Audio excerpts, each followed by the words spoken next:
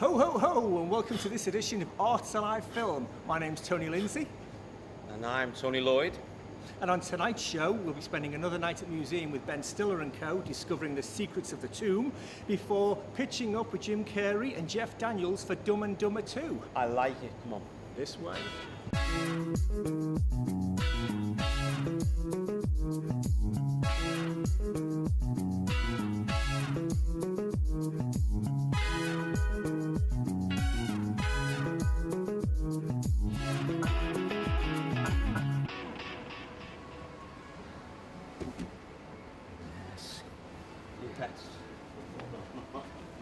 Okay, first up is Night at the Museum 3, Secrets of the Tomb. What do you think, Tom?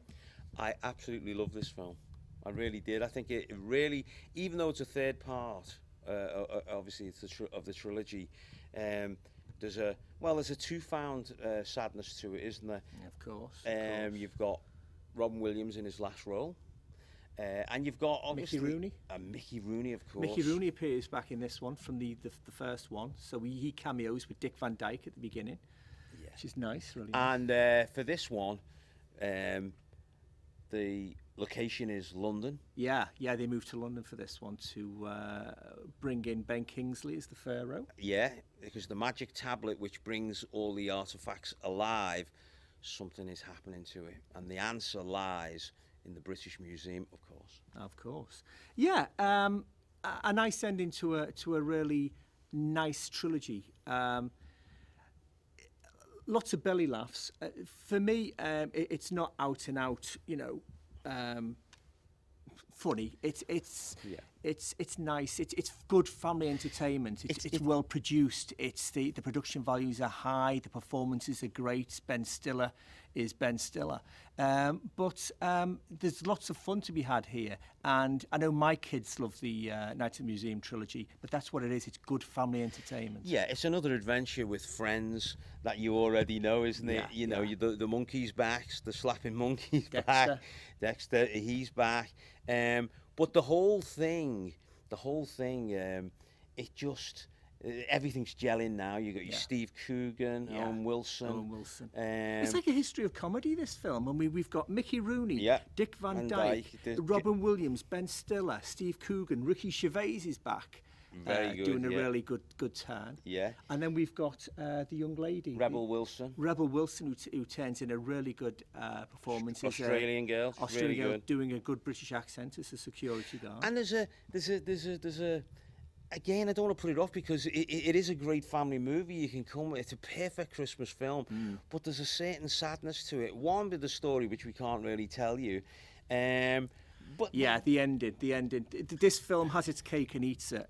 We have a real sad ending that almost Toy Story 3. And then something happens and... dilutes it. Dilutes it, but it's still a lovely film. It's still a lovely ending. And we spoke about it. We said the ending that we saw. We both looked at each other and said, "This is brave. This is incredible." But it didn't quite make it. But well worth a look. Yeah, definitely. Get down to the museum. Yeah, indeed. So what do you think? Should we go and ask Joe Public what he thinks? Let us do that. See you later. Oh, it was really good, yeah, really enjoyed it. Yeah. Have you seen the others? Yeah, seen the first one is a favourite of ours, like my son, he really likes it, like, and the second one's not too bad, but this is really good as well. This is probably as good as the first. What's the favourite part? Which did you like the best? Huh? The best part? Which part? Can you Triceratops.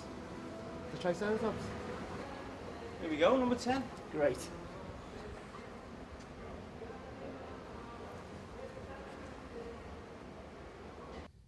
Okay, next up is, it's been 20 years in the waiting. We've got Jim Carrey, we've got Jeff Daniels, and it's Dumb and Dumber 2. Now, I had maybe two or higher, but I had really high expectations for this because I was a fan of the first one. What do you reckon?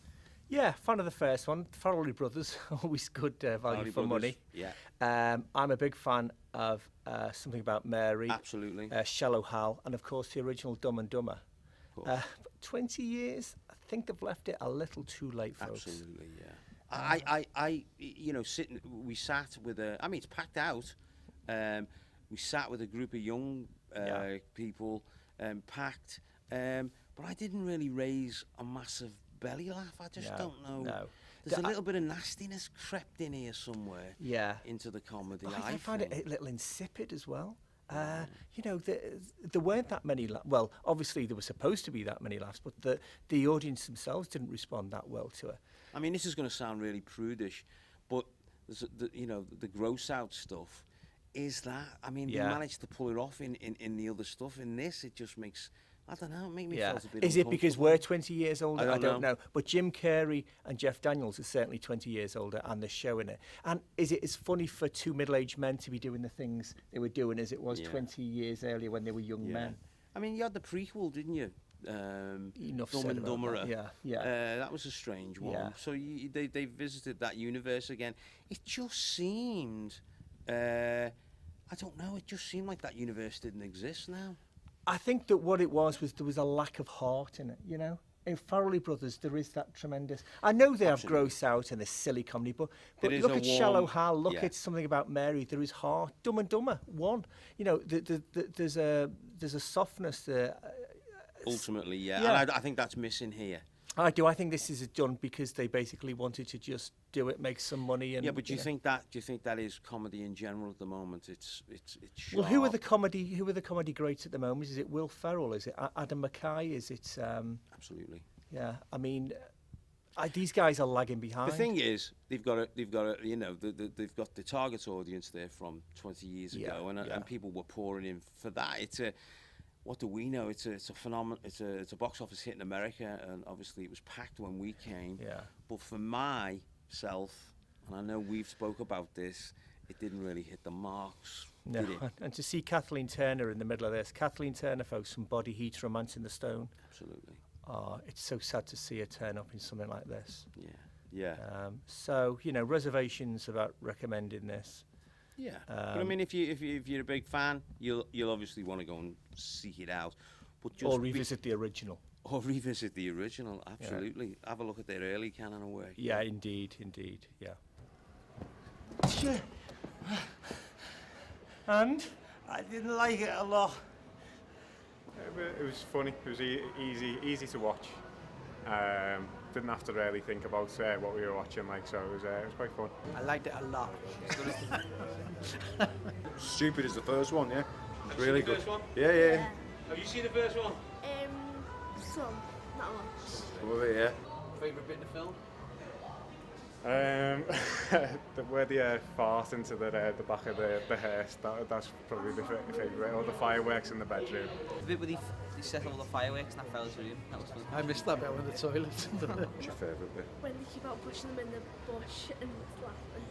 Yeah. You like her in the bushes, didn't they? Yeah. That was brilliant. What about yourself? What was your It was the same, yeah, it was good. Watch it. It's well worth seeing. Go and see it. You don't need to really have your brain engaged to enjoy it. But yeah, I'd go and see it. okay, folks, that's it for part one. Tony, tell them about the competition. Yeah, we're doing that in part two. Tell them about the competition. Yeah, in part two. Tell them We're doing that in part about two. the competition. See you later, folks. Patience is a virtue, young Padawan. Oh, that's a lightsaber.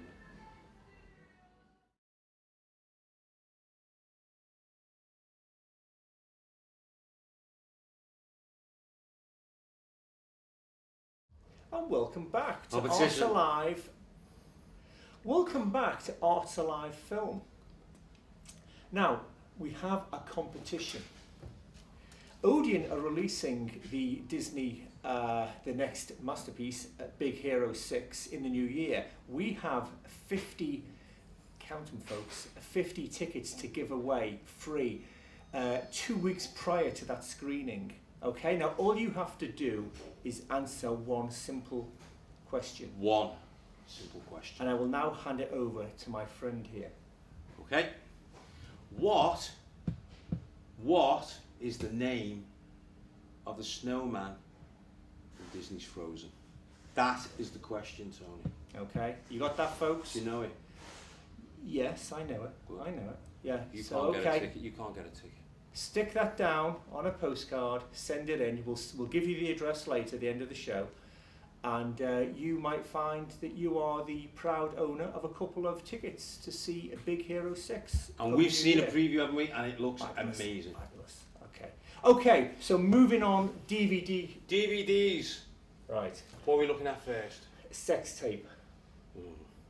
Jason Segel. Cameron Diaz. On paper, should work. I mean, it's a fizzy rom-com-esque. The plot as it is, bored couple, been married for a while now, decides to try and revive the love interest by committing themselves to a sex tape, which obviously they film themselves doing the deed. Swans. Obviously, it goes viral, into the wrong hands, they have to get it back. Now, as Tony says, on paper, that sounds like, you know, a good few laughs involved. Yeah, I mean, enchanting couple, A-listers in their own right. I just found it was all a bit too frothy. Yeah, you know, they talk about a movie called Sex Tape, and really, it's very quite tame. Yeah. In relation to that, but a good, you know, a good sort of hour or two filler, and you know, it doesn't overstay its welcome at 90 minutes. It's got Cameron Diaz in doing what she's been doing now for the last 10 or so films. Absolutely. Not a masterpiece by any means. But you know, I think a few friends round, there might be a few squirming moments where you didn't enjoy yourself. Yeah, sorry mate, I'm just not convinced with this. It fell flat. It's directed by Jake Kasdan, who is the son of the great Lawrence Kasdan. I don't know if you remember The Big Chill, Grand Canyon, screenwriter to Raiders of the Lost Ark, Return of the Jedi. He did he not? He wrote The Bodyguard, Kevin Costner, Whitney Houston. Yeah. Well, Jake is not, unfortunately, following in his dad's footsteps here. Right Stuff? That was Philip Kaufman. Whoever. Yeah. Really, no. Moving on. Let's just move on. Teenage Mutant Hero Turtles. Again, when they first come out in the 80s, remember reading the book? Cartoon series. Yeah, my kids were into that, and now it gets the full big screen.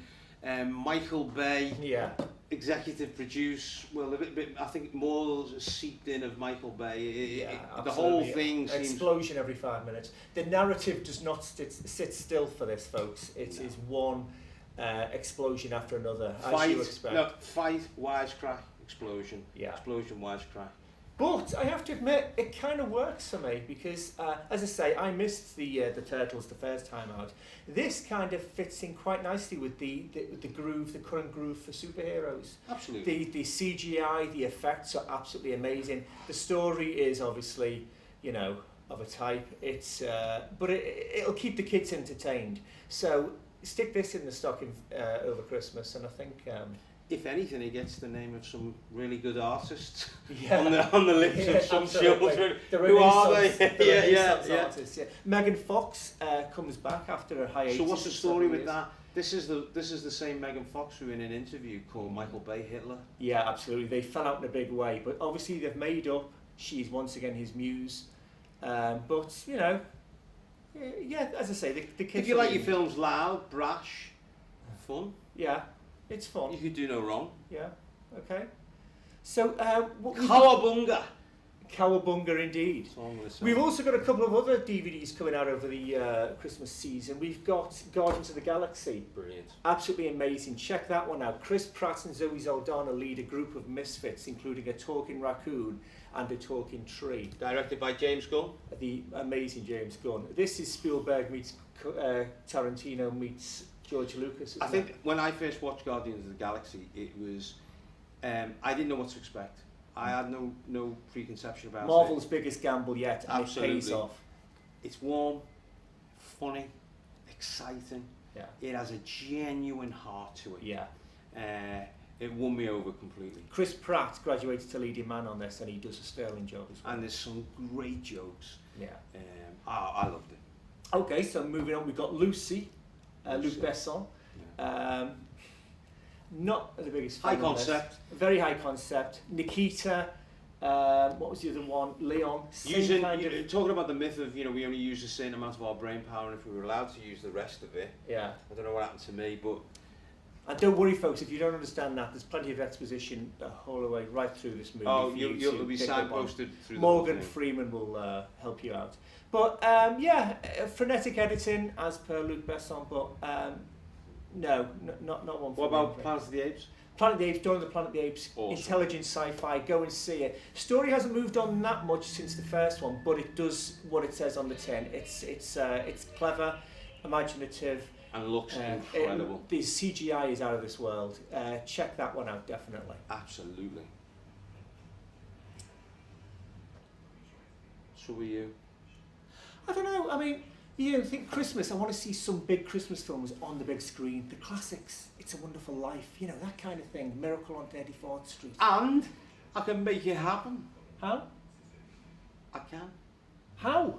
Do you want to go to a place where it can happen? Hello, yes please. This moment? Yes please. Well, in a couple of moments' time. Let's go. Follow me. Okay. High chair alert. Nicely done, Tony.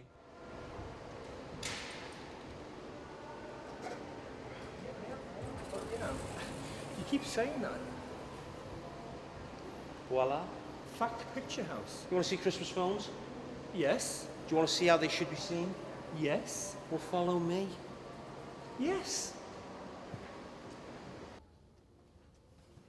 And you give it after the start.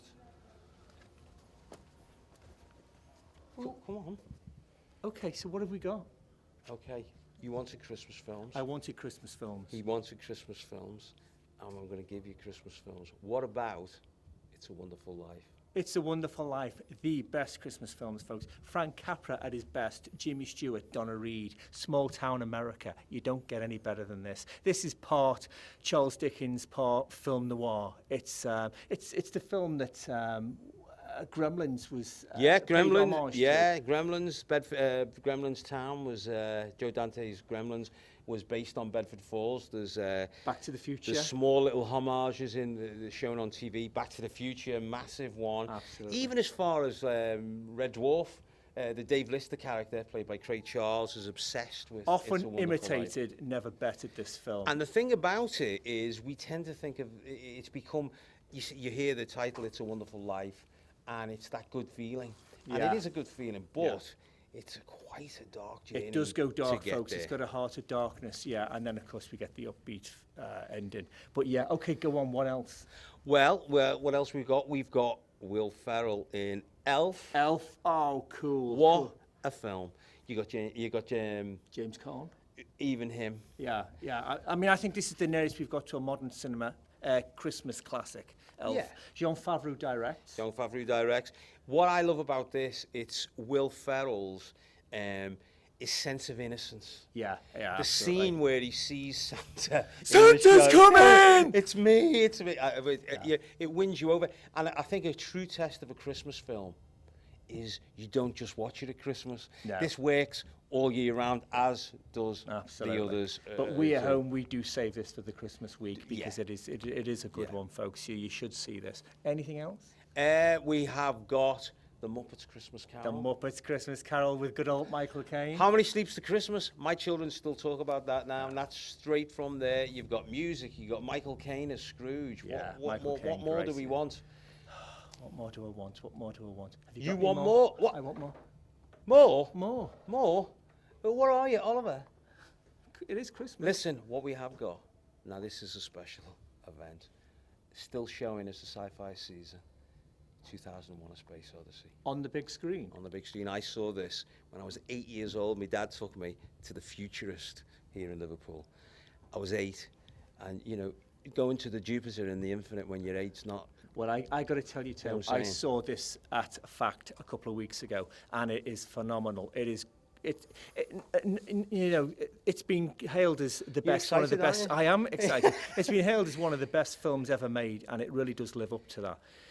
If you're a filmmaker, if you're involved in filmmaking, if you're interested in any process in the filmmaking, this is the man to watch. Yeah, Kubrick, the master. This is the man, Stanley Kubrick, who Spielberg said copied no one. Yeah. I mean, what indeed. a title. What a title. It defies explanation. Work it out for yourself.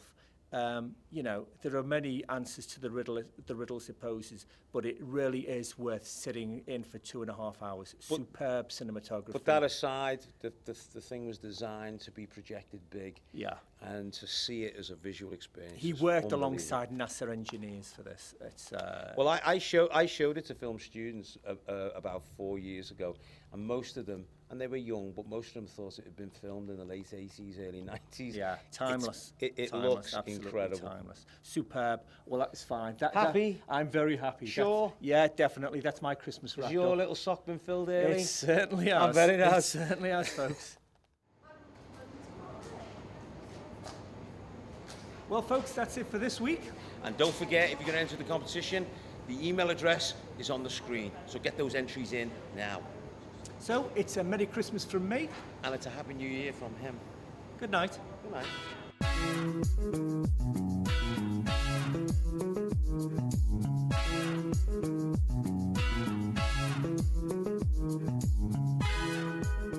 Yeah, you want to see Christmas films?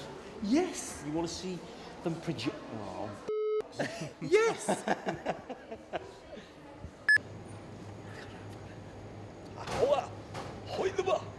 Are you still going? Ho, ho, ho, and welcome to this edition of Arts Alive Film. We'll start again. Can I be blowing that? Can I just be like... I won't go for it. Okay, folks, well, that's it for this week. Yeah, and if you're going to... sorry, one more. Sorry. The email address is on the screen, so get those pens moving. All remains for us now is to...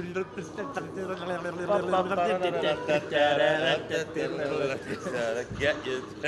Sorry, Sean. Well, folks, that's it for this week. I forgot. Sorry.